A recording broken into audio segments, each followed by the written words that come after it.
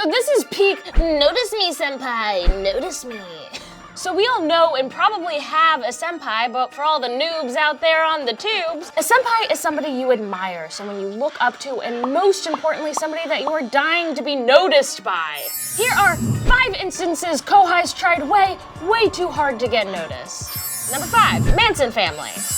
The Manson family. I've talked about them in the past, but as a refresher, Charles Manson was a failed musician and proprietor of that good kush. He gave drugs to a bunch of people is what I'm saying. He was very bad at music, but in the late 1960s, playing any music at all was kind of a cool thing, and he gave people free drugs, so they liked to hang around him. Those 2 things on top of his sexual deviancy made him a very naughty senpai. Here's the thing about Charles Manson. He never killed anyone. But why dirty your own hands when you have a house full of hard-eyed stoners hanging on your every word? In a series of stumbly sentences, Manson called the Hollywood elite bourgeois pigs, which he was not wrong about. What he was super wrong about was the made-up impending race war. Manson told his family or followers that the race war was afoot, and if they didn't start the fight first, then they'd die at the hands of the Black Power movement. Oh, well, I guess it was a different time. Oh, people still think like that? In 2018? Yeah? Okay, great.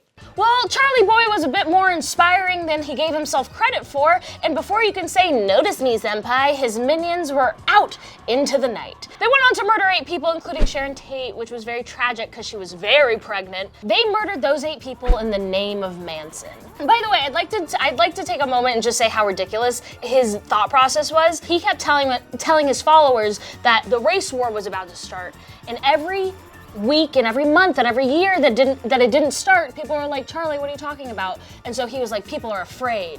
We have to make them unafraid and start the race war.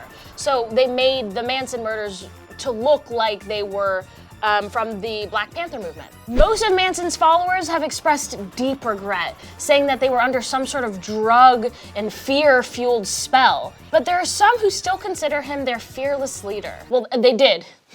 He's dead now. He died. Number 4, John Hinckley Jr. Do y'all know who Jodie Foster is? You should. She's dope. She was the real Clarice in Silence of the Lambs.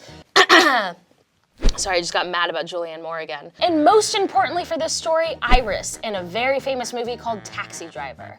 Taxi Driver is a really super good movie about a cab driver played by Robert De Niro who wants to save a young prostitute, Iris, and stalks a presidential candidate. John Hinckley saw this movie over 15 times. And this is in a time before Netflix or laptops. He became obsessed with the movie, specifically with Jodie Foster. Hinckley began to assume the De Niro role, buying guns and losing his grip on reality. You talking to me? Soon, he would try to live out the movie.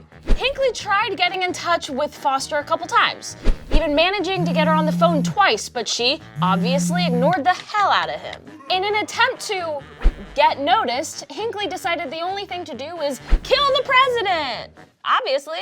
How else are you gonna get Jodie Foster's attention, you psychopath? On March 30th, 1981, John Hinckley shot President-elect Ronald Reagan outside of the Washington Hilton Hotel. Luckily, as I hope you know, Reagan survived and Hinckley went on to prison and then to a psychiatric hospital. Here's the kicker. He was sentenced to 35 years in 1981, meaning he was released in 2016. Hide yourself, Jodie. You in trouble, girl.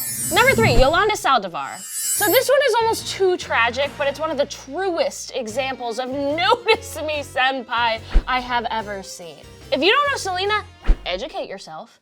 Being from Texas, Selena was like the mother goddess, and when she was murdered, she stayed a perfect angel to a lot of people. Long story short, Selena was a Tejano music sensation who was one of the first to bring Tejano music to the mainstream. She was just getting started. Yolanda Saldivar was Selena's #1 fan. Literally, she was the president of her fan club. Yolanda was a calculated lady. She understood that her demeanor and overall grandmotherly vibe made her approachable and unassuming. Yolanda used this to get into Selena's good favor. She was a true friend to her. Yolanda quickly became a fixture in the entourage, every stan's dream come true. But here's where it gets dark. After months and months of establishing herself as a confidant, Yolanda started embezzling money from the Selena fan club and merch store. Like, a lot of money. Selena caught wind of what a scammer Yolanda was and decided to cut ties with her. That's when Yolanda lost it. The thought of attaining Senpai and then losing her was too much to handle, so she decided to shoot Selena on stage in front of thousands of people at the ripe old age of 23. Good job. That's like classic, like, if I can't have you, nobody can. It's like you never had her, Yolanda. You're like a 4'9" lady who like organized her t-shirts. Number 2, Slenderman stabbing. I've talked about this in a past episode of Dark 5, but honey boy, does it bear repeating.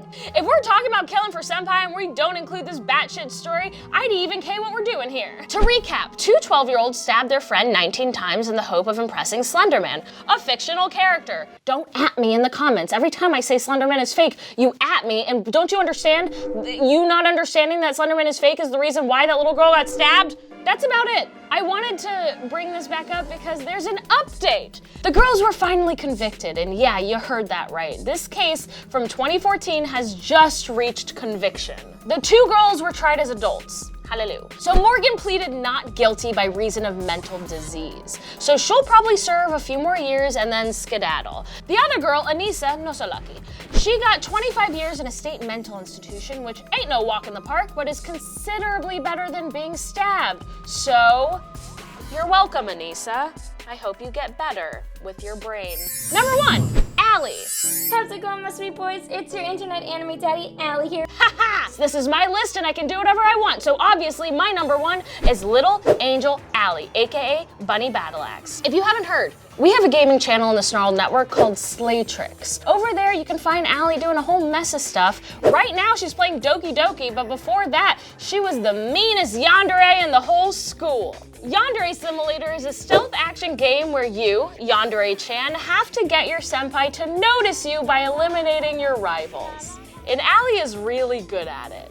Like, scary good at it. La la la la la la la. It will only be you and me, senpai. Alright, senpai, it's time to notice me. Senpai, notice me! Gotta juice up for senpai. Juice, juice, juice, juice, juice, juice, juice, juice, juice, juice, juice. Senpai, senpai, senpai, senpai. Spicy boy, spicy boy, spicy boy, spicy boy! Senpai, I'll let you live. Bye! Go! Go! Boom! Ooh! Ooh! Oh, just let it happen slowly. La la la la la la la la la la la la la la. Oh, oops. Did I just kill senpai? One moment, fam. I gotta laugh off my crazy little.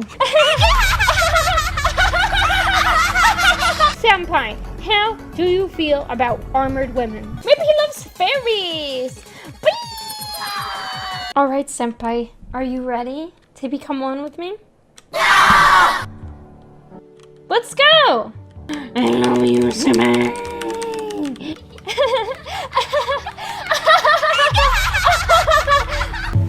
I love you, senpai. There's a whole lot of those videos on Slay Tricks, so go binge them, go get your senpai. I hope we've learned a lot about senpai in this episode, namely, don't kill for senpai. They don't seem to like that. Guess you'll just have to get noticed some other way. I don't know, like fan art or a nice tweet.